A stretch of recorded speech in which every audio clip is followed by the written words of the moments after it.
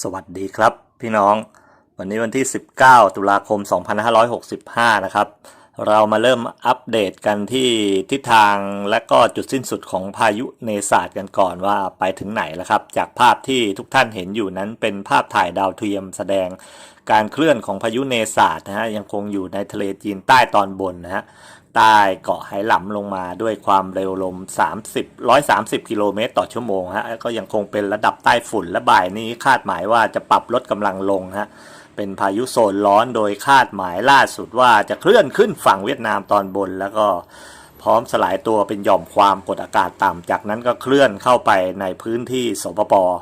ลาวในแขวงคำม่วนนะฮะเห็นไหมครับตามที่เห็นเป็นเส้นเข้าไปในภาพนะครับพี่น้องซึ่งทั้งนี้การคาดการณ์ในภาพถ่ายดาวเทียมของพายุลูกนี้ทิศทางการเคลื่อนที่ก็ไปสอดคล้องกับศูนย์เตือนภัยใต้ฝุ่นนาวีสหรัฐหรือ JTWC นะโดยให้แท็กเส้นทางขึ้นฝั่งเวียดนามตอนบนด้วยระดับโซนร้อนและอ่อนกำลังลงไปทันทีกลายเป็นหย่อมโลในพื้นที่สป.ลาวก็น่าจะจอดป้ายนะฮะเพียงนี้นะในวันที่22นะฮะก็คงไม่มีแล้วพายุเนศาสก็คือ22ตุลาคมเนี่ยสำหรับเนศาสเห็นไหมครับดังนั้นนะฮะลักษณะเช่นนี้อาจจะมีละอองน้ำค้างหยาดเยิ้มหยดย้อยหรือฝนฝอยหมอกนะพี่น้องในพื้นที่อีสานบนในรัศมีครึ่งวงกลมพอให้คลึ้มฟ้าคลึ้มฝนได้เท่านั้นหรืออาจจะไม่มีอะไรในกอไผ่เลยก็ได้นะครับพี่น้องเพราะแดดเรามันแรงโดยเราไปคาดหมายอากาศกันในวันนี้นะฮะเลยครับจากโมเดลพื้นลมมรสุมล่าง925เฮกโตปาสคาล600เมตรจากพื้นดินเนี่ยครับโดยทุกท่านจะดูนะฮะดูทรงลมมรสุมจะเห็นว่ายังคงพัดเป็นทิศตะวันออกเฉียงเหนือปกคลุมตอนบนของไทยด้วยกำลังค่อนข้างแรงนะครับนำความเย็นออกจากแนวไอโซบาร์เข้ามานะฮะอย่างต่อเนื่องจากนั้นสายลมก็จะถูกเหนี่ยวนำเข้าไปหล่อเลี้ยงหย่อมโลกำลังแรงด้านซ้ายมือของประเทศนะฮะหรือด้านซ้ายของด้ามขวานนั่นเองเห็นไหมครับในขณะที่เราไปดูพื้นที่ด้านล่างหรือภาคใต้ของไทยกันครับจะเห็นว่าสภาวะความเป็นไปในอากาศในภาคใต้นั้นก็ค่อนข้างน่าเป็นห่วงนะเพราะมีหลายปัจจัยแวดล้อมพร้อมรุมกระหน่ำฝนใส่ภาคใต้ของไทยเหลือเกินนะอย่างแรกก็คือด้านซ้ายมือพี่น้องมองด้านซ้ายมือก่อนเห็นไหมครับใน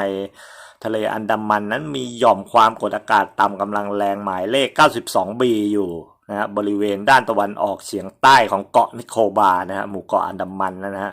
หย่อมลูกนี้ดูทรงแล้วน่าจะแรงขึ้นไปถึงไซโคลนเลยนะครับ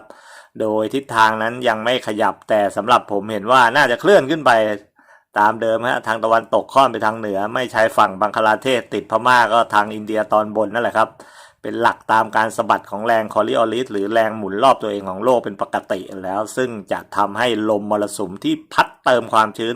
เข้ามาด้านฝั่งตะวันตกหรือฝั่งอันดามันของภาคใต้แรงขึ้นนะฮะภาคใต้ฝั่งตะวันตกฝนจะหนักนะครับตั้งแต่วันนี้นะปัจจัยที่2ในวันนี้ก็จะมีการเกิดหย่อมความกดอากาศต่ำเล็กๆนะฮะจากการแนวพัดสอบของลมที่มาจากด้านบนแล้วก็จากฝั่งอันดามันขึ้นนะฮะในทะเลด้านอ่าวไทยฮะลมมันขยุมสุมหัวมันก็กลายเป็นลมวนไซโคนิกขึ้นมานะฮะส่งผลให้ฝนภาคใต้ฝั่งตะวันออกเพิ่มขึ้นด้วยเช่นกันนะครับพี่น้องภาคใต้ฝั่งตะวันออกก็จะเริ่มมีฝนหนักฮะและหย่อมที่เกิดนี้ก็จะเชื่อมเมฆนะฮะเชื่อมเมฆเข้าด้วยกันขึงพืชเป็นร่องมรสุมแช่ไว้ในภาคใต้เป็นปัจจัยที่3นั่นเองเห็นไหมครับตามวงกลมและก็เส้นคู่สีแดงดังนั้นพี่น้องภาคใต้นะตั้งแต่พื้นที่ประจวบคีรีขันธ์ประจวบนี่ก็ตั้งแต่ทับสแกนะตอนล่างๆของประจวบนะครับลงไปทุกจังหวัดนะตั้งรับกันดีๆนะครับฝนชุกฝนหนักแน่ๆนะฮะ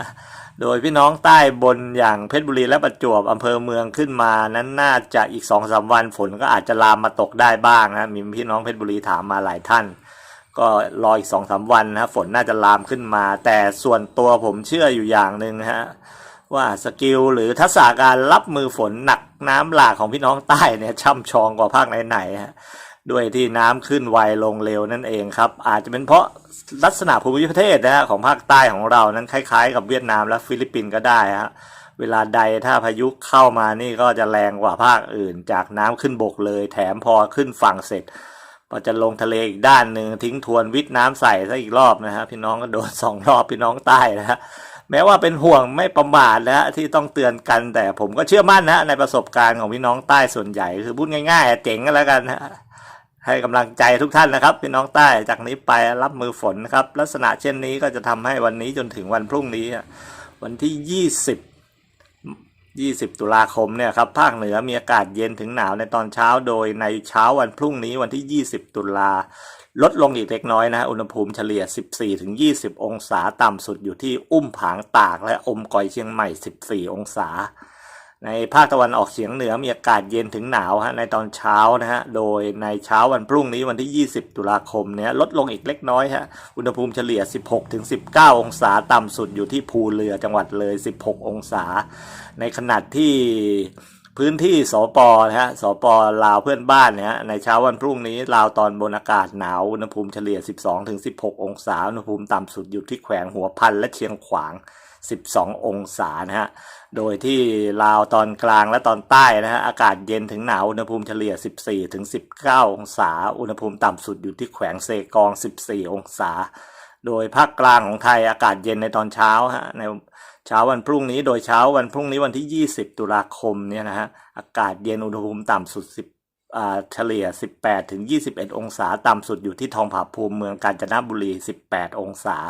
ภาคตะวันออกเช้าพรุ่งนี้วันที่20อุณหภูมิต่ำสุดเฉลี่ย 19-21 องศาต่ำสุดอยู่ที่อำเภอสอยดาวจันทบุรี 19 องศาสำหรับภาคใต้ของไทยเราจะมีฝนฟ้าคะนอง